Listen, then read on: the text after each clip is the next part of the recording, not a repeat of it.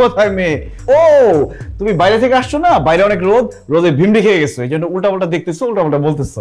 আমি কোন উল্টাপাল্টা বলতেছি না, আমি নিজের চোখে দেখছি একটা মেয়ে এখান থেকে দৌড়ে আমাদের বেডরুমে ঢুকলো, যাওয়ার সময় আচারও খাইছে। ও, মেয়ে ঢুকলো আবার যাওয়ার সময় আচারও খাইছে? আমার মনে হয় কি কোনো বদ জিনপুরি ঢুকছে, তুমি ওটা দেখছো? না না না না, পারভেজ কোনো জিন পরি না, ওইটা একটা মেয়ে ছিল। আচ্ছা, আমি কখন বললাম যে তুমি মেয়ে দেখো নাই?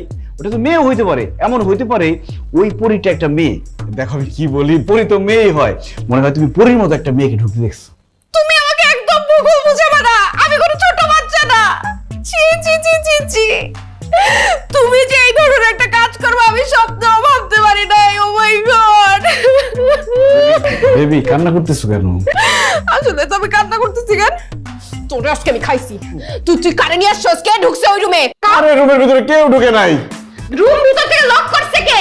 দেখছো পরী ভিতরে গিয়ে দরজা লাগাই ফেলছে, কত বড় ফাজিল। এই পরীর বাচ্চা পরী, আমাদের বেডরুমে গিয়ে তুই দরজা লাগাইছিস কেন? দরজা খোল। এই পরী, দেখাইতেছি আমি, দাঁড়া। এই গোলাপ দরজা খুলিস না, মজা মজা মজা। পরী দরজা খোল।